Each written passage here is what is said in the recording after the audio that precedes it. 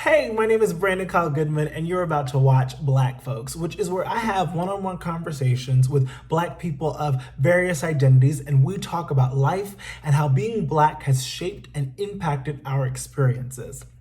Today, I am super duper excited because I'm talking to Mila Jam, who is a singer. She's a trans activist, and she is an icon. Period. Phenomenal does not even begin to describe the light that Mila is. And we talk about everything, honey. I mean, I could have talked to Mila for days. We talk about family. We talk about relationships. We talk about our art. We talk about being Black and queer. Honey, what don't we talk about? And I really hope that the conversation is just as enlightening, informative, and healing for you watching and listening as it was for me participating. You'll also notice in the conversation that I'm not here. I was on vacation, but I could not miss the opportunity to talk to Mila. You can watch the conversation on my IGTV at Brandon K. Good, on Tom Ellis's IGTV at official Tom Ellis, or on my YouTube page, youtube.com/Brandon K. Good. Without any further ado, here is my conversation with Mila Jam. I am so excited because today I am talking to Mila Jam. Hi, Mila. Hi, Brandon. So, how are you? First of I all, am I'm well and I'm in self-care and I'm good and I'm feeling uplifted and I'm feeling a little grounded and I'm good. I'm good. you know what? I know that it's a loaded question, and my friends and I have started saying, "How are you doing in the last 15 minutes?" But I'm glad to Yes. hear. How I'm are you glad doing in the last the 10 last minutes? 10 minutes. How's the last 10 minutes? But I'm glad to hear that you're doing well. So as always, I'm gonna have you start by, introducing yourself, starting with your pronouns, and then whatever you want us to know about you in your introduction. Hey everyone. My name is Mila Jam. I am your local Beyonce. I am Yes. a Black trans woman who goes with she, her, hers pronouns. And I am a pop recording artist. I'm an activist and an artist, a songwriter, musician, recording artist, and just all around people person, social butterfly. Yes. And I created a bunch of cool things like a Stop Killing Us campaign and some cool music that you can find on Spotify when you search Mila Jam. And yeah, just fighting for people's rights and ability to just exist.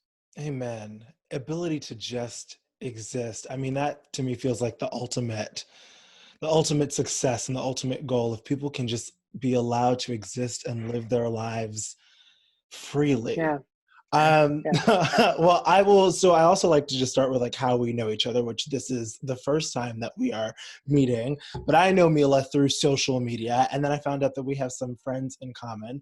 And Mila, as she has just said, is an activist and a singer, and I am just um, so blown away by your existence, Thank by you. your strength, and by your power. And you move through, and I only know this through social media, but I can tell even in our few moments, you move through with such warmth, with such generosity, Mm, and with such strength, and you mm. allow all of those things to coexist. That's what I get, and that's what I've seen in just these last few moments. And so I'm a huge Mila Jam fan, and I'm Thank so you. honored to have you here. I'm honored to be here, and I think these conversations are just as important for our own personal well-being as it is for educating others. Yes, absolutely. So why don't we jump into it? So Let's do it. the big question, the big overarching question that I ask a new one every week. This one, when was the first time you fell in love with your Blackness? Mm. Wow, that is a good loaded question. Yes, the first question is always loaded.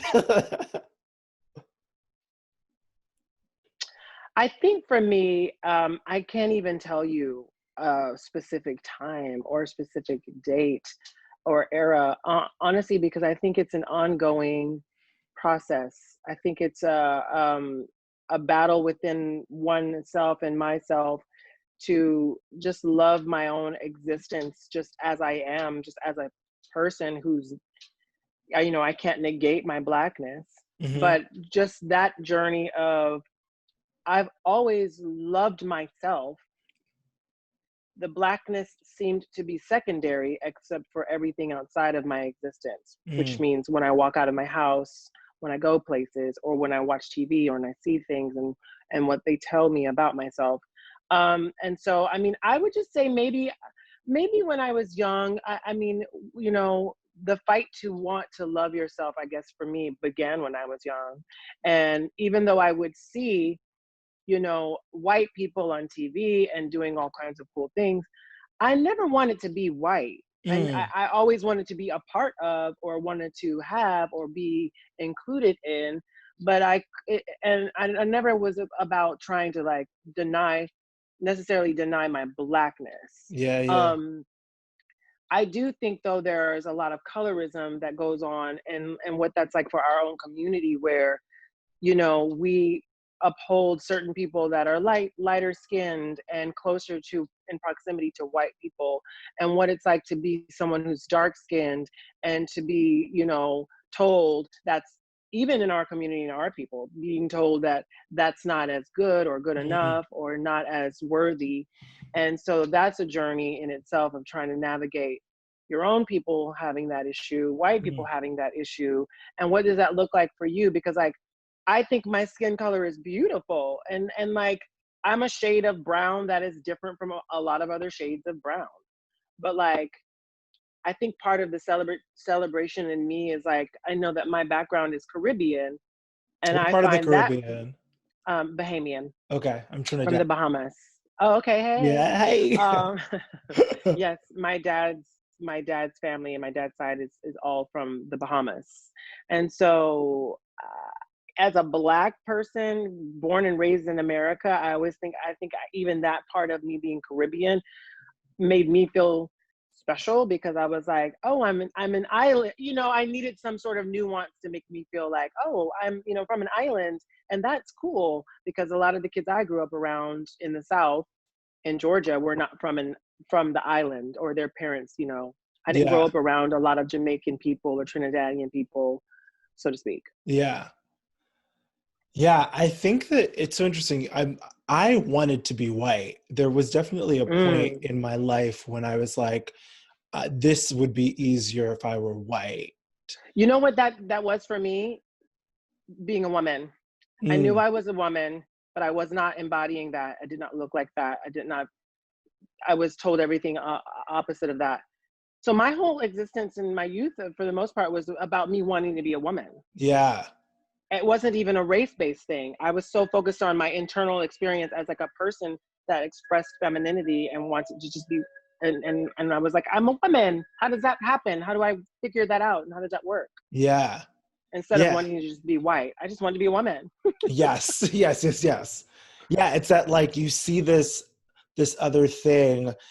I mean, I Yeah. guess for us it's different. Like you are a woman and you were like, I'm not embodying that, and how do I do that? Whereas I'm not white and I will never be white. Right. Right. And I don't Yeah. want to be white, honey. But Yes. going through that thing where you're fighting with what you're seeing, and as you said, um, like finding the love in your Caribbeanness, because there, Yeah. I think I had Caribbean pride, but Mm. then there was that point in being in a lot of white spaces. My mother sent me to private school, so there were a lot of just white spaces um, that I thought it would be easier to move through if I was white. Mm-hmm. Mm-hmm. And so I think that's really what you're up against. It's not that like I didn't love my skin or that like I Right. wanted to be a white And person, but even for me, the exchange is like, it's very interesting when I see people, just to kind of take it to this topic already, with like Black Lives Matter and people coming back with White Lives Matter, oh and god, how sad, but like how sad it is to me that these people who have all of the things in their favor still feel like someone is taking something from them, and how sad it is that you feel like you need to proclaim to some degree that you are who you are. And like I look at it even as my womanhood is like people ask me often and they say, but Mila, you're just a woman. Like, why do you have to say you're a trans woman? And I'm like, I know, and I get that, and I feel that way. But people need to be schooled sometimes, and people Sure. have to see, visibility and see experiences. But I agree with you. I'd rather just be able to move through my life as a woman and not have to describe it all the time or have to explain it to people. But like touting my transness, for example, is about how marginalized I am, I could be, how many people are, and there's not very many white people in terms of a race situation that are feeling. It's like this made up thing where they're just like, I watched this woman in Tennessee screaming the other day in a video, we're talking about white lives matter, and she was Mm. just fired from her job. But like, but it just made me sad because I'm like, you just really feel like you need to go there, and I'm like, girl, go for it, shout it out to the rooftops. I hope you feel better. Yeah. I don't know what that is, that feeling of being threatened by somebody that doesn't look like you, that doesn't love like you, that doesn't identify as you. There's something about, I think that's a competition based rhetoric thing in in America, yeah, because most things that we do culturally here in America are about competition. It's about yes. our sandwiches are bigger, our cars are bigger, our Hmm. women are more womanly, our this, this is this, and compared to this, and white people are more important than black people, and Gucci is better than Prada, and Right, right, right, and right, and right. I'm like, well, just find what you like. Like, I don't need such as, I might like That's this a word. Find company, what but you like. and that, Like, and that that's goes the yours. same for like sexuality. That goes the same for your identity, how you see yourself. It's like, find what you like. I know what I like. I've had so many people try to persuade me into liking something else. I may have had a moment or two where I was like, well, let me look into it. Let me see. And then I go, well, you know what? I kind of knew I wasn't really going for that, or I really didn't like that. So I'm good. And just figuring out how you navigate with all of that stuff is so important. You know what I Yeah. mean? Also, I think getting curious about like what you're threatened by and why you're threatened. Does that make sense? Where it's like you've been told to be threatened by this thing, but you haven't actually gotten curious to ask yourself, does this person having rights actually take away your rights? Does this person being able to exist actually threaten your ability to exist? There's so much, I think, rhetoric that I keep saying that, like, it feels like a lot of us are living from like our 8-year-old from the playground, the things that we were Of course. told and we were Yeah. absorbed. And then as we get into adulthood, I mean, that's why when you see that woman, yelling white lives matter, or you see that woman, pouring black paint on the Black Lives Matter, or you see the Hmm. couple with the guns, they look like children, right? It looks like Yeah. a tantrum. It's tantrums. It's all, I think, based in tantrum, and Yes. and feeling. It's the little kid in them that feels like, it doesn't feel fair to me. This is really big in the male presenting patriarchal community, men, toxic masculinity, misogyny, the tantrums that men are throwing constantly, Hmm. that are literally, the tantrum is killing black trans women, the tantrum is killing black women, the tantrum is, not doing work, the tantrum is not Googling, the tantrum is not feeling like they need to do anything. That's in itself, by nature, I think, is them having a mini tantrum. Yes. Especially like, let's talk about black men specifically. Like black men, I think, and not, I'm going to use gross generalizations, but black men seeing what white men have and seeing that privilege, I Hmm. believe, Hmm. act in such a harmful way and in a toxic way, because what they want is what white men have. And so Yeah. there's no ability to think differently and think about, how do I take care of our women? How do I take care of our community? Why does my power have to look like the bloodshed of how white men act and have been? But And it's like it's like the idea, like, there's such power to me in being able to envelop people that, like, I have some amazing black men that are friends, that are allies in yes. my life, that are platonic. And they are, I like to study them a little bit because I look at them and think of like, why are you able to do this and see this and others are not? What is Yeah. different about your experience that you are able to make this space for not only Black trans women, but gay people, other identifying people, and they don't see their worth in trying to like compare themselves and have dominion over other people's experiences, Yes. you know. And it's just Yes. so beautiful. And I think that we even like in the trans community, we're like, we want to see women, we want to see men stand up, and we want to see them take space and be a part of the conversation, and stop, like, just stop hiding behind this facade that they don't have anything to do with it. Yes. Where does that tenderness, do you think, come from? Have you, like, in talking to those friends, where does I that had, well, there was one person I knew, that we were not very close. It was just an acquaintance, but like I'd asked him, you know, generally, like, how are you able to be so comfortable with trans women and date a trans woman, for example? And, you know, he was kind of saying like that his father just raised him in a way that he felt secure in himself, and he didn't feel like he needed to prove anything to anybody. right? And it's sort of like it gave him the permission to do that. I haven't asked that question to all of the guys that I know, but like, I just think that they see what it is, and they just don't want to be a part of, like, when there are men who are really grounded in who they are and they want to help and they want to be a part of the solution, there's just a different energy that they carry.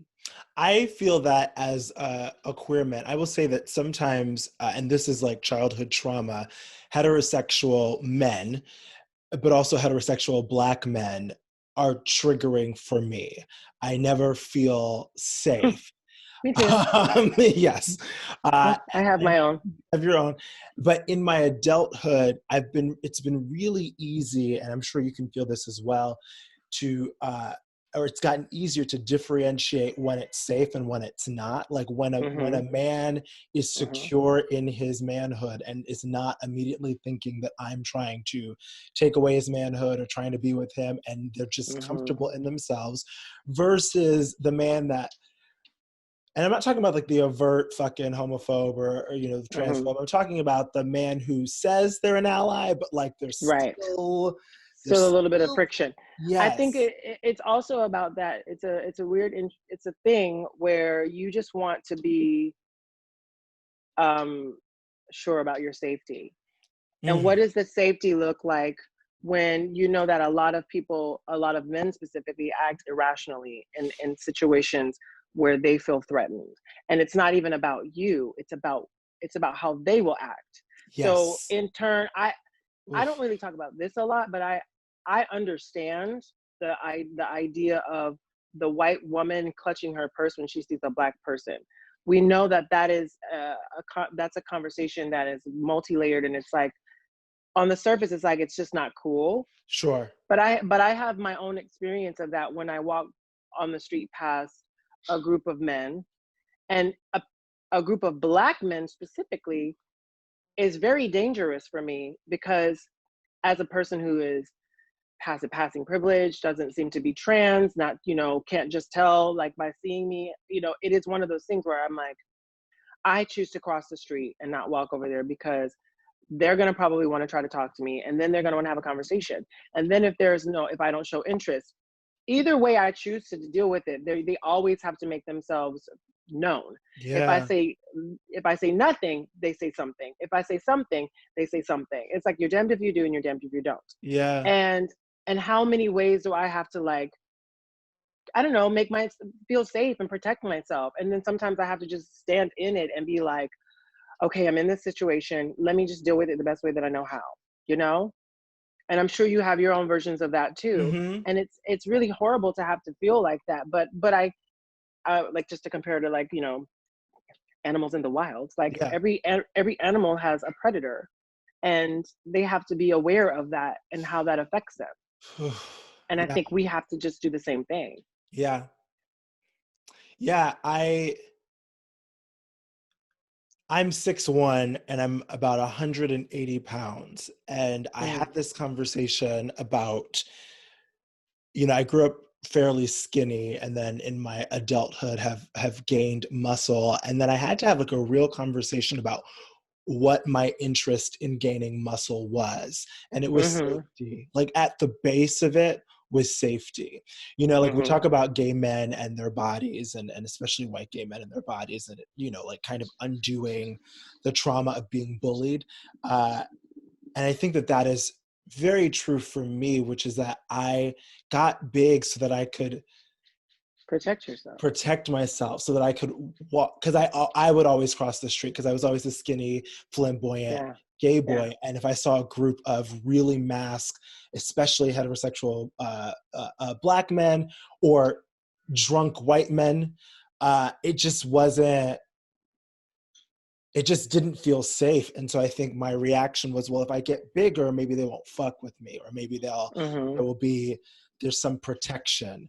But as a woman, you don't have that necessarily, and so We have ways. We all have different ways. You know, yeah, it may not be, it may be muscles for some women. It may yeah, not be. It may be carrying a taser. It may yeah, be, you know, it may be having some sort of firearm or like whatever you feel like you need to protect yourself. And these are the conversations that we need to be having with our young men, with young boys that are, you know, um, raised in this, you know, it's interesting because patriarchy and being taught to act a certain way, the conditioning is just so thick and it's so heavy that it's hmm, not just based in, you know, it's not based in sexuality. Like the reality is that it's not based in sexuality. Being straight or being hetero identified or whatever, it shouldn't really determine how you actually act with people that, you know, don't feel the way you feel, because we know it's possible to be right, straight identified and to be kind, to be loving, to be yes, warm, to be yes, open-minded, to be supportive. So yes. why do we still have to work with this narrative that like being straight means, you know, I'm angry and I'm mad and I don't like to touch other people and you're a guy and you're too close to me and da da da. Da. It's like, you know, Yeah, I don't know what that is. And I guess, you know, like why don't we even like take it to just the black community in itself, because I feel like this is, you know, as we, you know, are in the middle of this Black Lives Matters and we pull back the layers, I don't know how you feel, like there are some conversations that we have to have inside of our own community as well, mm-hmm, mm-hmm. about how we protect each other and and if we protect each other. Um and I guess I'm wondering, like, do you remember the first time you felt othered inside of the black community? Like, I feel like I was always raised to believe that every black person, like, we were brothers and sisters and that was it. But then there was a Mm-hmm. moment Oh, I where, was othered since I was on the playground when I was little. I was yeah, othered immediately. I mean, from the ages of like maybe 6, 7, 8. I mean, you know, I part of it is like my passion, you know, has always been a part of my escape because I've been able to focus on the thing that I love, which is, you know, performance art and creativity. And, you know, that was my way of not having to deal with so much of being in people's spaces and being picked on and made fun of on the playground. You know, I was just kind of like, I knew I was different and I just wanted to get through the day and I just wanted to get on about my business. And then I remember thinking like, I'm going to be a star one day and I'm going mm, to be, you know, amazing at what I do. And people are going to look at me. And then all of these people come out of those experiences and they want to like, you know, applaud my experience, applaud my journey, applaud my, you know, ability to transcend and to become this person and to live my truth. And there's work there that they never even considered doing, and how we just the proximity of it is very strange. And I always knew, like I always knew I was different and I had to deal with that. And I just dealt with it. how do you deal with that? What was the, like, for little Mila, what was like the way that, you know, little Mila, how did she deal with that? I think for me, I dealt with it in a way that was, you know, somewhat dismissive, but for the most part, I I just thought this won't last forever. I hope it doesn't last forever. What do I need to do to get myself out of this situation? And that looked like for me, planning my escape of my surroundings. Like Hmm, growing, you know, growing up around a lot of closed-minded people, a small town. I knew I was destined for great things. And I was like, I need to get out of this town and move to this bigger town. Yeah. And on my way into like figuring all of that out, I want to be, good at what I do. I'm going to take classes. I'm going to take lessons. I'm going to study. I'm going to dance. I'm going to sing. I'm going to, like those things were just what my priorities. Yeah. The priorities of a lot of young people in school, high school, middle school, are to just exist and be destructive and just whatever, have a good time and not care about the world and their life or whatever. And so I just felt like I've always had that purpose. I've always had Yeah. something to focus my energy on. And I wasn't the kid out in the streets, and I wasn't the kid out, doing things that were reckless. Yeah. And I think part of that, maybe not for every Black person, because we know that's not true, but for Yes. me in my Blackness, I felt like the more someone told me I wasn't, I couldn't, I shouldn't, the more I was empowered to do, to be, Mm. to become. And I feel like there are a lot of white youth people who had that luxury. I don't even know if it's a luxury. I don't even know if it's a luxury. They had that experience of just everything works in their favor. So they're Yes. lazy. They don't have to do anything. They don't have to strive for anything. They can get into the school with the scholarship because their mother knows so and so and so and so. And they can just have all of this experience without even earning any of it. But I Mm. feel like there has to be something that you earn because you respect the things that you earn. Oof. Yeah. Yes, I want to actually touch on that. So I think the time that I was othered was on the playground, and I think I did the same thing, which was like I focused on the creative. I would come home and I would write my musical. I would come home and I would write poetry. I would go to piano lessons. It was like where I thrived. It's like the place where you felt like you were good, where you felt like you could be free, and where you felt like you could shine was in creativity. And so that's what I did Hmm. as a kid. It's like I would put on this facade of like, I'm fine and whatever, but then I would go home and I would write and I would sing and I would create and I would dance. And I knew that I wanted to do that with my life.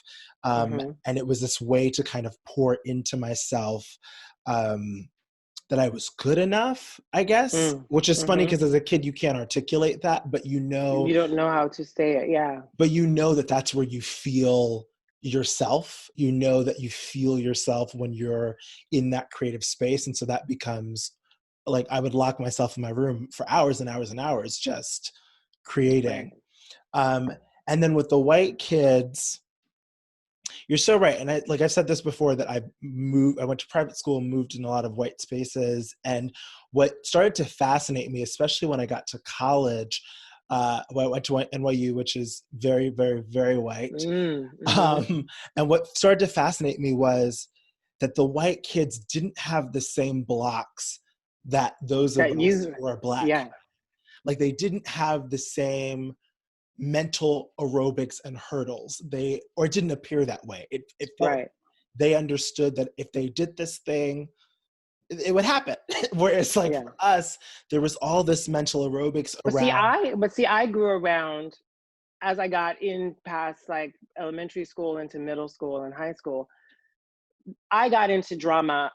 I got into theater, and I was with the theater community. The theater kids are different, and Yes, you feel there's a little bit more acceptance and diversity. And so sure. like my belonging was like around the white kids in theater because they were like, you're cool, you're a good dancer, you're a good singer, you're a good actor.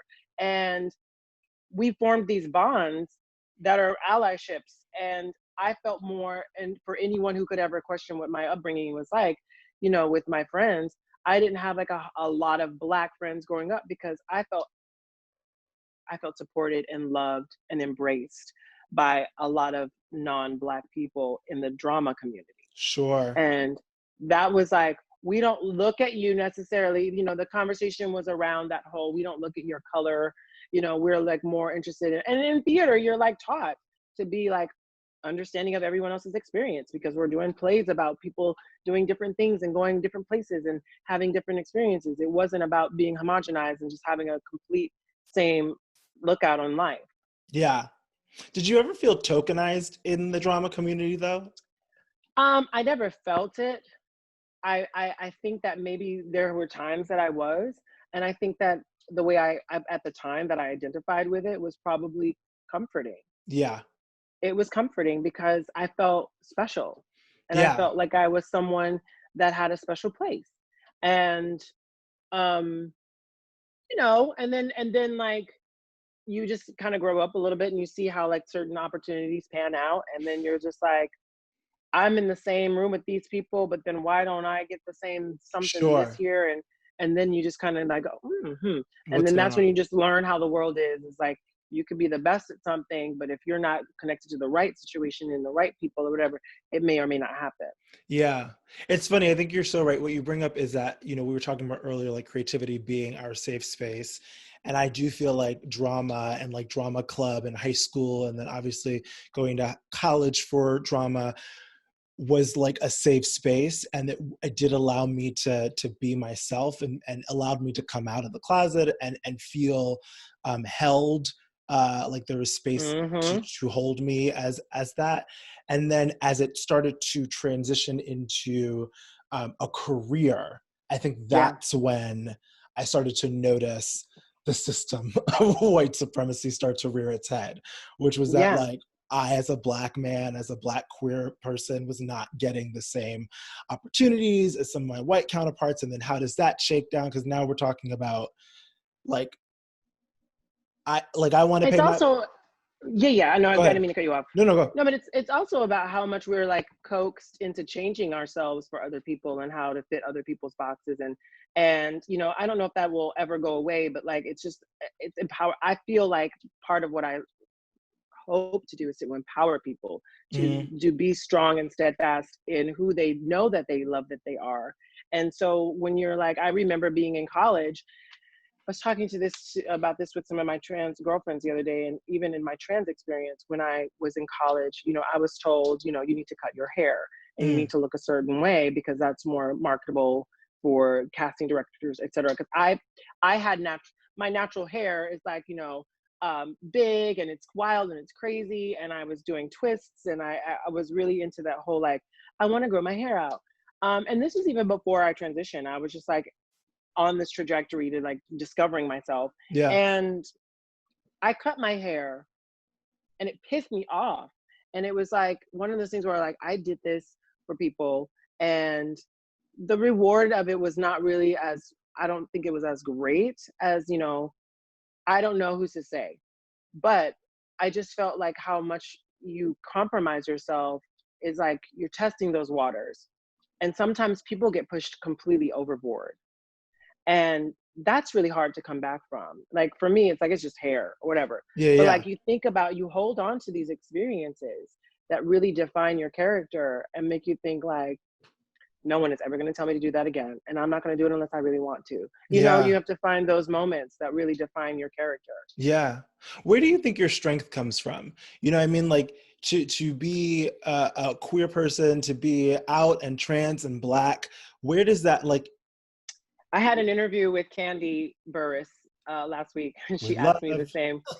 She asked me the same question, and I think it's because I come from love. I come Mm, from such support, and my mom is the one main reason. Because you can have conflict, you can have misunderstanding, you can have conversations that you don't agree on, but at the end of the day, if you love someone, if you care for someone, and you really want to be there for them, you figure it out and you work mm. through it and you show up for them. And so my mom Oh, showed up for me, and my mom really came through. I had a point in my life where in my transition in the beginning, I was just kind of ready to just let everyone go. I was like, it meant so much to me. I'm okay with letting people go. I need to figure out my life, who I want to be. And um, I had already accepted, it's common in the Black community that if you're different, if you're alternative, if you're non-binary, if you're trans or gay, you know, there's a lack of support. So yeah. then you just kind of make it in your mind that like, y'all already don't support me anyway. So, okay, great. Take care. Bye. I'm going over Yes. here. I'm going to live my life and I'm going to be me and make it happen. And then it's like a backhanded, it's like a reward on the back end when they kind of go, but like, we love you and we Mm, want to be there for you and we want to support you. And so I was always supported and told I was loved. I was always, my mother, drove me to every rehearsal, drove me and took me hours away at times out of the city to go audition, to be, you know, she was that stage mom that was not like overbearing, but that was Yeah. like, as long as you're passionate about what you're doing, I'm here to do, my job is to here to facilitate that. Yeah. So I think that strength just comes from her. Yeah. My strength, I don't have the same relationship with my mother that I did when I was younger, and I wish Mm, that we, hopefully we'll eventually figure that out. But my strength also comes from her. Like mm, in the conflict, I can still say that I love my mother and she loves me, and uh, I learned from her and from my grandmother. Um, because they raised me in love and with love, mm, and mm, they were also so strong and so outspoken. My grandmother moved here from Trinidad, uh, the first person in our family to move here. This just gorgeous, kind Black mm-hmm. woman who became a minister, and when she passed away, uh, the church was just like overflowing. The balcony, just I had Of no course. idea how many people loved her, because for me she was just like my grandma, but I didn't Right. realize who How many she people has she was. touched? Yeah.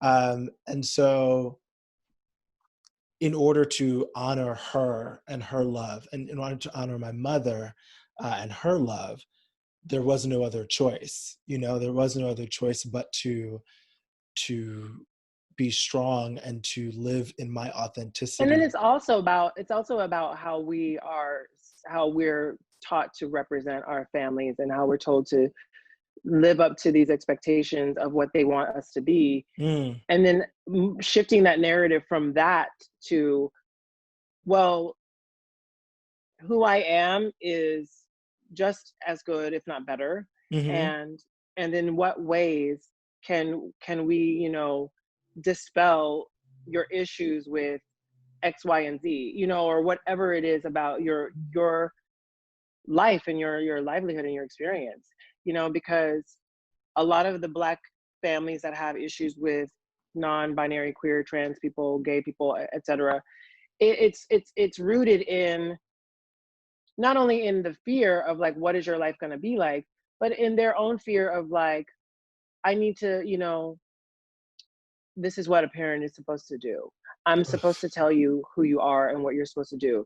I don't think Yes. parents are supposed to tell kids who or what they are. I think they're supposed to help them discover that. To step But when into it. when that discovery happens, yeah, you have to go through some shit. Yeah, you have to mourn some things, and you have to like sacrifice some things. But I think loving your kid and loving who they are and being able to have a relationship with them is much more important than your ego. Absolutely. My husband and I are talking about kids, and that's I think that's it's so funny because imagining kids, and I won't know until I have them, but you have like this whole imagination of what they can be and what they can do and who they'll be and how they'll live. And there's also obviously, and I can't even imagine. I mean, I have a dog and I'm so protective of my dog. I can't imagine what it's going to be like to have a child and be so protective of them. But it Yeah. is, I think what we forget, or what some parents forget, is that there is a fine line to walk, which is you get to Mm. have your imagination about what your child can be and what they are, but they are also their own person. And And then what does it look like when there are people who are fulfilling that imagination of their parents? Because that's where that becomes the territory of like, well, look, I'm better than you. Because mm, like the father that wants his, son to become the football star that he was when he grew up, and wants to pass that on and wants him to do it too. And it's like you feel like it's a bragging right yes, to be like, oh well, look, he's doing what I wanted him to do, and now he's living in my footsteps. yes, And then it's like, well, that's great, but how much of that is he really? And then there are people who have that passion and sure. they are beautiful, Follow more the power to lineage. that. Yeah.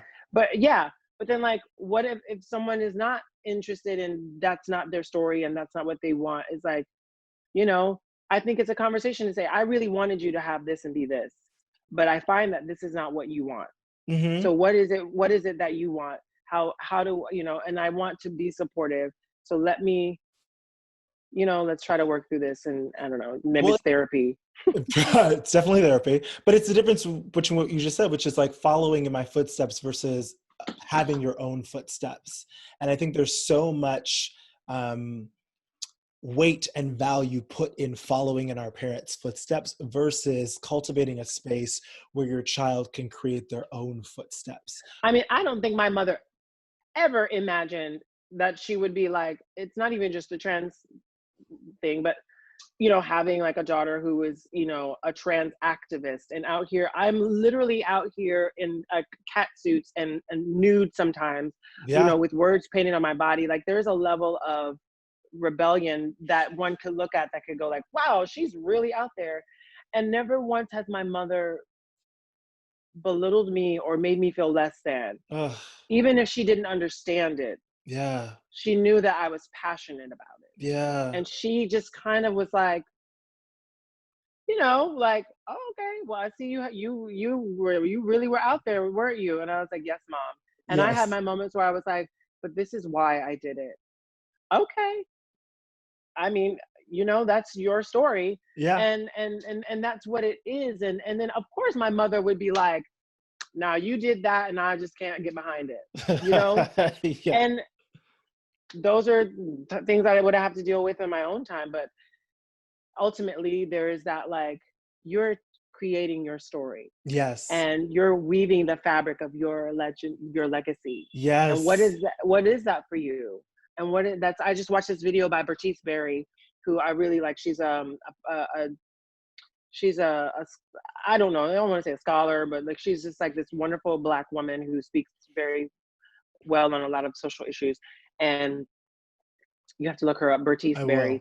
And she just did a video where she talks about every story has a beginning, a middle, and an end. Mm.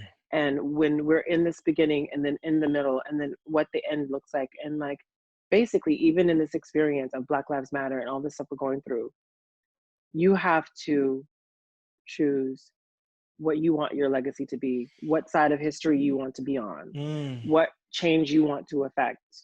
And that is something that you should really, really hold close to you. Yeah. The choice. I think that what we forget inside of all of this, sometimes what I try to remind myself of is that I have choice, right? Mm-hmm. That there are choices that have been made for us, for sure. Mm-hmm. And then we get to choose if we continue with those or if we examine it and make a different choice and make a new choice. So even if society says that men should act like this and this should be like this, you get to say, but does that work for me? My husband and I talk about this all the time in terms of our relationship. There's this idea of what Mm. marriage should look like and what marriage should be and how marriages should run.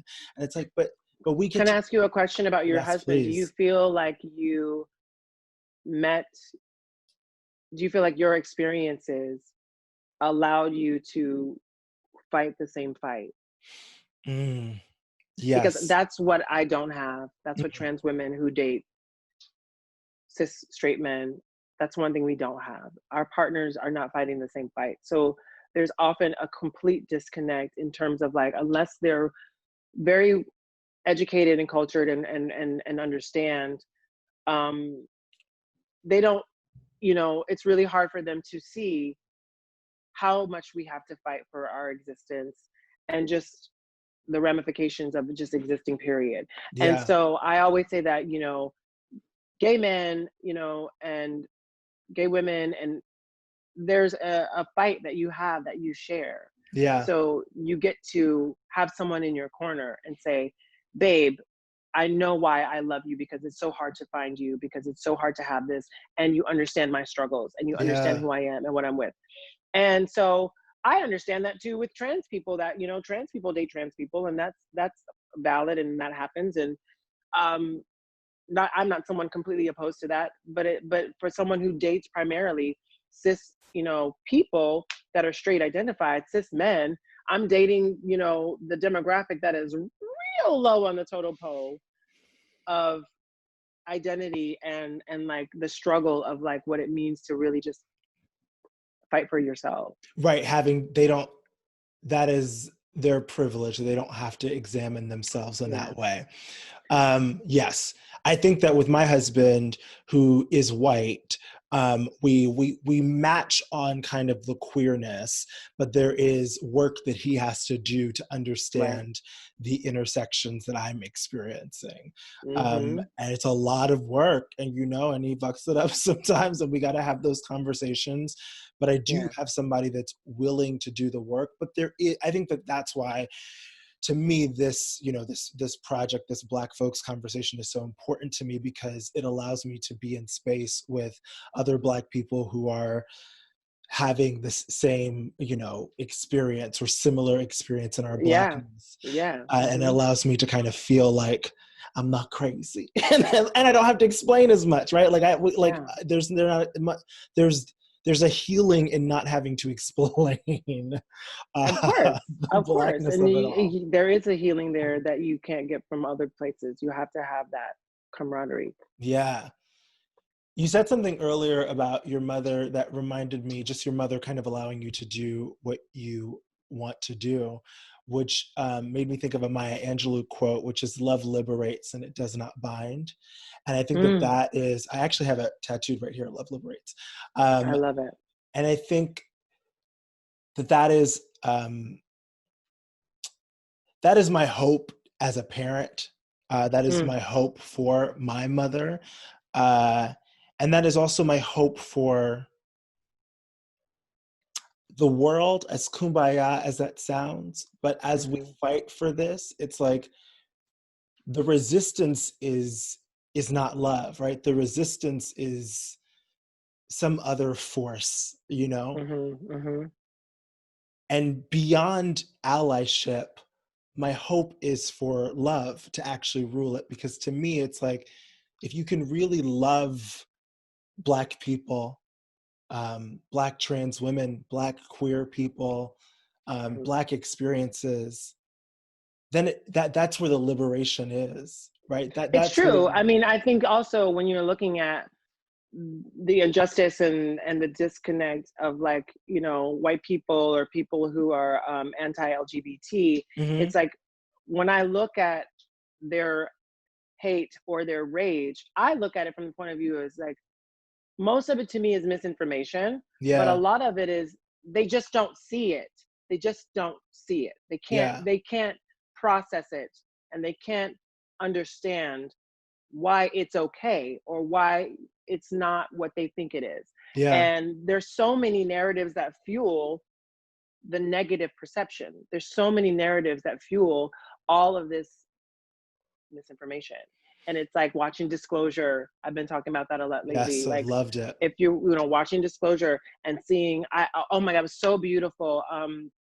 A girl that I did a panel discussion with, she no, it's actually someone else. This Miss Pacquiao, Yes, Brittany, right? yes, Brittany. Yes, yeah, Yes, she's someone who's been affluent in our community, speaking out about BLM and all this stuff. yeah, And she posted that she just watched Disclosure because it was on her docket to watch, and she had no idea how many things she just never thought about. That she was yeah, like, oh my God, I realized, like, all this time, all this stuff that I've consumed, this television, this experiences of queer Black people, or just queer people in general, it's like I have been misinformed my whole life about all of this. yes, And I have, yes, and it was beautiful because Laverne actually posted this, and she said, like, I have so much work to do, and I have so much to, like, I thought, and she's like, I'm educated, I know a lot of things. And so it just goes to show you how there's so much that's still there for you to discover and to hmm go. It's the question mark. Well, why am I not liking this? Or why am I yes, disconnecting from this? yes, And why can't I find a way to connect to it? And we always look at that as, like, even in sexuality stuff, it's like when guys are being homophobic or transphobic, we already know collectively that, like, you're negating something in yourself. come Because on, if you're being come on, combative about it, what are you dealing with? And how are you yes, processing your own identity? Because if you yes, didn't have a problem with it, you could be able to be like, thanks, bro. I mean, you're a good looking dude, but it's not my thing. I'm just, no right, harm, no shade. It's the same thing for me when I go through that with guys. And, like, it's a weird experience. It's a mind fuck. And I'm just going to be honest, because I have a different perspective times two, times three, where, you know, attraction is attraction. Then attraction has a meaning. Then attraction has a outcome and a consequence. It's Mm, like, you know, we're attracted to, we're attracted to. You can't do anything about that. But then what you can do is you can act on it. yeah. Then when you find out some information about what you're attracted to, if it doesn't fit with your idea of what you want to hear, you go into like defense mode. And Yeah. then you're like, okay, either I'm going to do something to harm this person, or I'm just going to, you know, slowly back away. Yeah. I'm just advocating for y'all to back away. Like, stop Back killing the people. fuck away. Just like, you At know, and base. it can hurt your ego. And, you know, if I'm, you know, run into a guy that I think is cute, or like I'm, you know, attracted to him and he's throwing it at me, you know, I every single time, and this is what I have to do with every time. I know every trans woman who's watching this will know and understand this. I have to literally, I have the conversation already played out in my head completely. I Oof. already know where this is going to go and what's supposed to happen, what's going to happen. The gag is, I'm going to be gagged by them not being problematic. That's the gag. So the gag is never Oof. they're going to be problematic. The gag is Mhm. not he might try to, like, you know, say some words to me, you know, get under my skin, call me names, call me a man, whatever, whatever. The gag is if they're like, you're beautiful. Can I take you out on a date? Can I get to know you, or whatever? If I'm interested. Oof. Yeah. The gag is being treated like a human being. Like a human being. Like a fucking human being. Oh my God, that just shook me. It's true though. Mila, I could talk to you for hours and hours and days, but I'll ask you one last question. Before I ask you that question, I just want you to know that you are just incredible, and you are such Thank a you. light, and I am so, she's not gonna cry. I am so moved. I am so moved by having this conversation with you, and you inspire me, and you give me strength, and Thank you.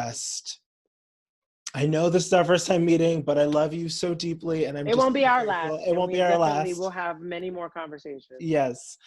So my last question for you is, what do you want your legacy to be?